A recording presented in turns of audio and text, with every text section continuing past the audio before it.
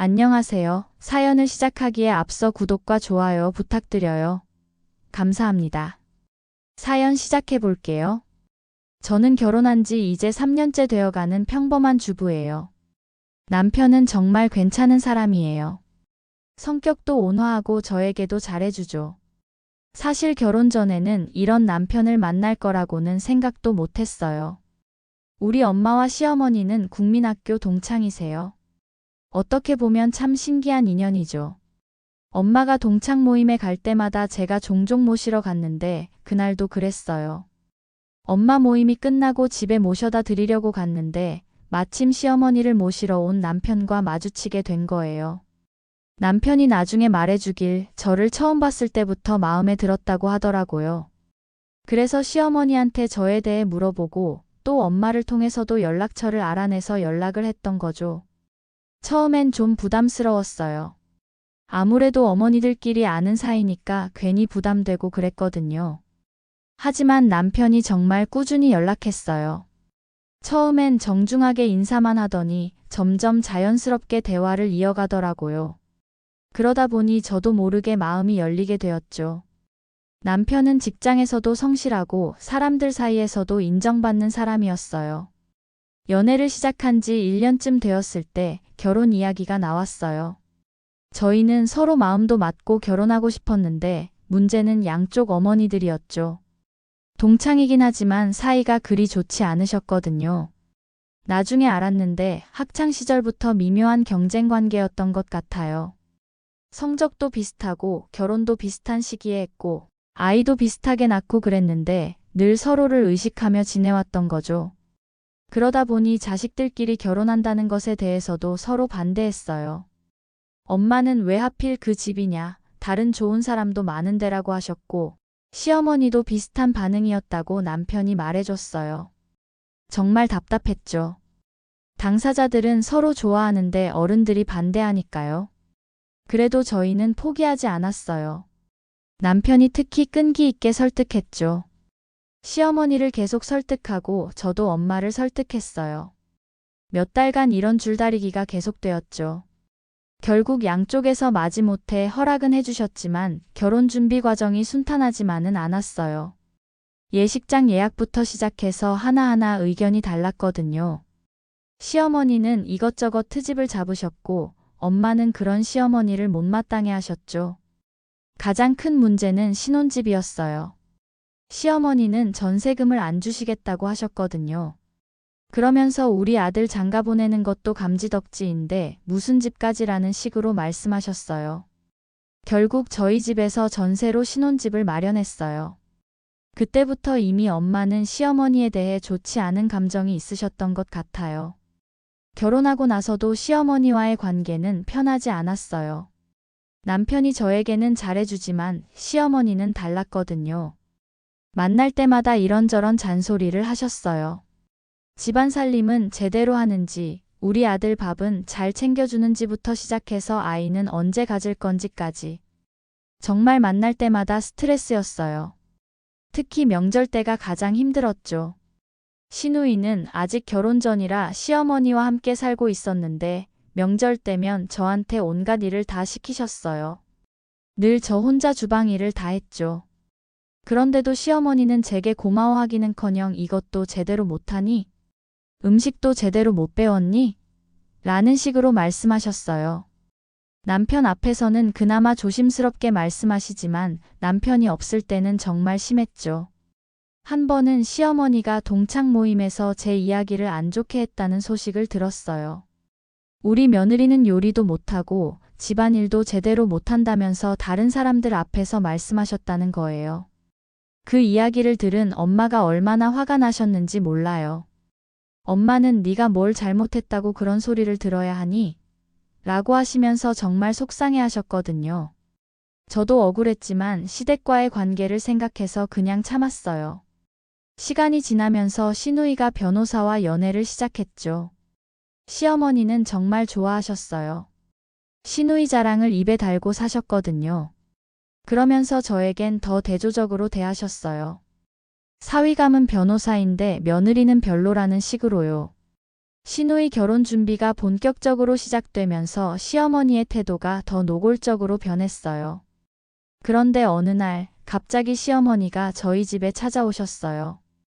연락도 없이 말이에요. 그날 저는 엄마와 함께 외식을 하고 집에 오는 길이었어요. 엄마가 과일도 좀 사서 가자고 하셔서 먼저 집에 들어가 있으라고 하시고 저 혼자 먼저 집에 도착했죠. 그런데 집 앞에 시어머니가 서 계시는 거예요. 깜짝 놀라서 인사를 드렸더니 연락하면 바쁘다고 할 것 같아서 그냥 왔다고 하시더라고요. 일단 집 안으로 모시고 차라도 대접해 드리려고 했는데 시어머니가 갑자기 심각한 표정으로 말씀하시는 거예요. 시누이가 결혼하면서 전셋집을 빼기로 했다는 거예요. 그 돈으로 시누이 결혼 자금을 보태주려고 하는데 자신은 갈 곳이 없다는 거였죠. 그래서 저희 집으로 합가해서 같이 살려고 한다고 하셨어요. 순간 머리가 하얘졌어요.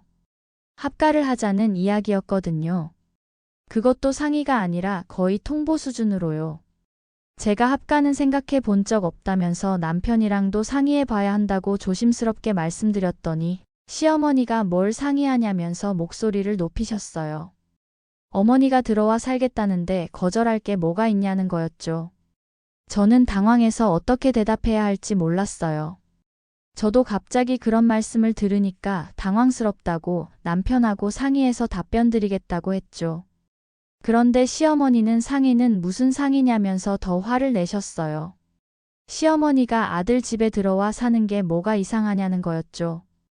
저는 최대한 조심스럽게 말하려고 했어요. 저희도 신혼이고 해서 아직은 둘이 살고 싶다고 나중에 기회가 되면 다시 이야기해 보자고요.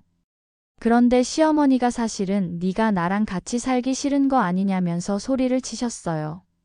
저는 정말 죄송하지만 저희는 아직 합가할 준비가 안 되어 있다고 말씀드렸죠. 그런데 시어머니가 준비는 무슨 준비냐면서 그냥 이사만 오면 되는 거라고 하셨어요. 저는 정말 난감했어요. 남편도 없고 혼자서 이런 중요한 결정을 내릴 수도 없고요.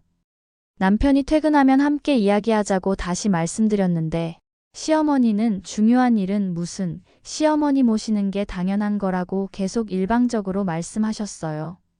그래서 전 결국 말씀드렸어요. 사실 합가는 생각해 본 적도 없고 하고 싶지 않다고요. 그러니 무리하시지 말라고요. 그때 시어머니가 갑자기 일어나더니 제 앞으로 다가왔어요. 뭔가 위험한 느낌이 들었죠. 시어머니가 야, 네가 감히 시어머니 말을 거역해? 라고 하시면서 갑자기 제 머리채를 잡았어요. 정말 깜짝 놀랐어요. 이런 일이 일어날 줄은 꿈에도 몰랐거든요. 저는 시어머니께 이게 뭐 하시는 거냐고 했지만 시어머니는 네 애미가 그리 가르쳤냐? 라고 하시면서 제 머리채를 잡고 흔드셨어요. 저는 너무 당황해서 어떻게 해야 할지 몰랐죠. 이런 상황은 정말 상상도 못했거든요. 바로 그때였어요. 현관문이 열리는 소리가 들렸죠. 엄마가 과일을 사서 오신 거예요. 제가 문을 살짝 열어두었거든요. 엄마가 들어오시더니 상황을 보고 깜짝 놀라셨어요. 시어머니가 제 머리채를 잡고 있는 모습을 보신 거죠. 시어머니도 엄마를 보고 깜짝 놀라셨어요. 그러면서 제 머리채에서 손을 떼었죠. 응, 내가 가르쳤다. 엄마가 차분하지만 단호한 목소리로 말씀하셨어요. 그러더니 시어머니 앞으로 가서 멱살을 잡으셨죠. 시어머니가 완전히 당황하셨어요. 너는 여기 왜 왔냐고 하시면서 말을 더듬더라고요. 염치도 없이 애들끼리 사는데 들어와 살겠다고? 엄마의 목소리가 점점 높아졌어요. 평소에 차분하신 엄마의 이런 모습은 처음 봤죠. 이 집도 누가 해줬는데 네가 무슨 자격으로 그런 소리를 해? 시어머니가 말을 제대로 못하시더라고요. 엄마의 기세에 완전히 눌린 것 같았어요. 네 아들 장가 보낼 때는 아무것도 안 해줬으면서 네 딸 변호사랑 결혼한다고 하니까 전세금까지 뺏어 주려고? 그건 네 사정이고 내 딸한테 얹혀 살 생각하지 마. 엄마가 그동안 참았던 이야기를 다 쏟아내셨어요. 정말 속이 다 시원했죠. 내 딸이 부족한 게 뭐가 있어서 너한테 그런 대접을 받아야 해? 엄마가 정말 화가 나셨나 봐요. 평소에 이런 큰 소리 내는 걸 본 적이 없었거든요. 그런데 시어머니가 여기서 더 뻔뻔한 모습을 보였어요. 가족끼리 어려우면 도와줄 수도 있는 거 아니야? 시어머니 모시고 산다고 하는 며느리들도 많은데. 네 딸은 왜 그래? 정말 어이가 없었어요. 이 상황에서도 저를 탓하시는 거였거든요. 그런데 엄마가 바로 받아치셨어요. 그럼 그런 며느리 찾아. 너 합가한다고 하면 내 딸 이혼시킬 거니까. 그 말을 듣고 시어머니가 확실히 수그러드는 게 보였어요. 이혼이라는 단어가 나오자 급격히 당황하시더라고요. 그때 현관문이 또 열렸어요. 남편이 퇴근한 거였죠. 남편이 집안 상황을 보고 완전히 당황했어요. 엄마와 시어머니가 대치하고 있고 제 머리는 헝클어져 있고 정말 난장판이었거든요. 남편이 상황 파악을 하고는 시어머니한테 물어봤어요. 무슨 일이냐고요? 시어머니가 그제야 정신을 차리신 것 같았어요. 아니라고 그냥 조금 이야기하다가 그랬다고 하시더라고요. 하지만 엄마가 다시 목소리를 높이셨어요. 넌 이야기하다가 며느리 머리채를 잤냐? 남편이 깜짝 놀라서 저를 봤어요. 저는 그제야 남편한테 상황을 설명했죠. 시어머니가 갑자기 오셔서 합가하자고 하시는데 제가 남편이랑 상의해보자고 했더니 갑자기 머리채를 잡으시면서 소리를 지르셨다고요. 남편의 표정이 굳어졌어요. 시어머니한테 그게 정말이냐고 물어봤죠. 시어머니가 변명을 하려고 했지만 엄마가 가만두지 않으셨어요. 변명은 하지 마.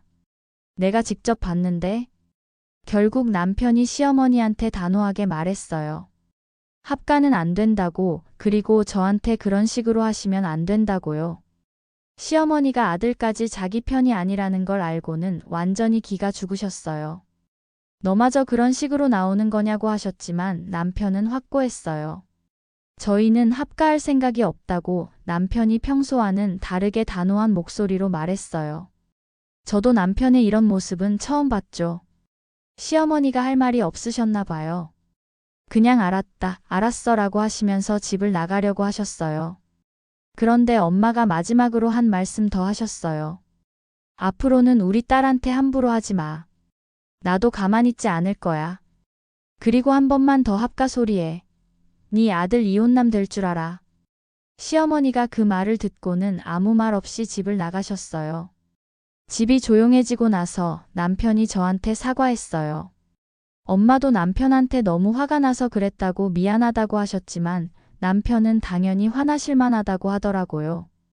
그날 이후로 시어머니와의 관계가 완전히 틀어졌어요. 며칠 후에 남편이 시어머니한테 전화를 했는데 시어머니는 너희들이 그럴 줄 알았다면서 혼자 원룸으로 이사를 가시겠다고 하셨어요. 시누이 결혼식도 얼마 남지 않았는데 시어머니는 결국 작은 원룸을 얻어서 혼자 이사를 가셨어요. 전세금은 정말로 시누이 결혼 자금으로 다 써버리셨고요. 그런데 웃긴 건 시누이였어요. 결혼하고 나서는 시어머니한테 연락도 잘 안 하고 안부도 잘 안 물어본다고 하더라고요. 그렇게 무리하면서 모든 걸 다 해주셨는데 말이에요. 지금은 시어머니와 거의 연락이 없어요. 명절 때나 가끔 안부 인사 정도만 하죠. 남편이 가끔 혼자 가서 안부를 물어보긴 하지만 예전처럼 자주 만나지는 않아요. 그날 일을 생각하면 아직도 가슴이 두근거려요. 만약 엄마가 그때 나타나지 않았다면 어떻게 되었을까요? 시어머니가 정말로 합가를 강요했을 수도 있고 저는 혼자서 어떻게 대처해야 할지 몰랐을 거예요. 사실 결혼 초기에는 시어머니와 잘 지내고 싶었어요. 남편을 위해서라도 좋은 며느리가 되고 싶었거든요. 하지만 시어머니는 처음부터 저를 곱게 보시지 않았던 것 같아요. 엄마와 동창이라는 것도 한몫했을 거예요. 어릴 때부터 경쟁 관계였으니까요. 하지만 이제는 괜찮아요. 시어머니와 거리를 두고 지내니까 오히려 마음이 편해졌거든요. 남편도 저를 더 이해해주고 엄마 아빠와의 관계도 더 좋아졌고요. 반면 저는 시어머니한테 그런 대접을 받았지만 남편은 저희 부모님을 정말 잘 모셔요.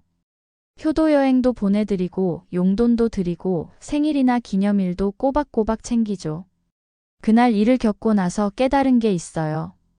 가족이라는 이름으로 무엇이든 할 수 있는 건 아니라는 것이죠. 아무리 시어머니라고 해도 며느리에게 함부로 해서는 안 되는 거예요. 결혼 초기에는 남편이 시어머니와 저 사이에서 애매한 위치에 있었어요. 양쪽 다 신경 쓰려고 하다 보니까 오히려 어정쩡했죠. 하지만 이제는 확실해요. 뭔가 문제가 생기면 무조건 제 편에 서주거든요. 그리고 무엇보다 시어머니의 본 모습을 제대로 알게 된 것 같아요. 평소에는 그럭저럭 참을 만했는데 자신의 이익이 걸린 일에서는 정말 이기적이셨거든요. 합가를 요구하면서도 저의 의견은 전혀 들으려 하지 않으셨고 거절하니까 폭력까지 사용하셨으니까요. 시어머니가 제 머리채를 잡고 네 애미가 그리 가르쳤냐? 고했을 때 엄마가 응, 내가 가르쳤다고 대답하신 그 장면은 정말 잊을 수가 없어요. 그때 엄마의 표정과 목소리, 그리고 당당한 모습이 얼마나 멋있었는지 몰라요. 시어머니도 그 순간 완전히 당황하셨을 거예요. 설마 그런 대답이 나올 줄은 몰랐을 테니까요. 보통은 미안하다, 우리 딸이 잘못했다고 하거나 그러지 말라고 말리기 마련인데 오히려 당당하게 맞받아치시니까요. 그리고 시어머니 멱살을 잡으셨을 때 시어머니의 표정이란 정말 볼만했어요. 완전히 기가 죽어서 말도 제대로 못하시더라고요. 그날 일을 겪고 나서 저도 많이 달라졌어요. 예전에는 무조건 참는 게 미덕이라고 생각했는데 이제는 부당한 일에는 확실하게 의사표현을 해야 한다고 생각해요. 결국 모든 일에는 이유가 있는 것 같아요. 시어머니의 무리한 요구와 폭력적인 행동이 있었기에 오히려 저희 가족의 진짜 모습을 알 수 있었거든요.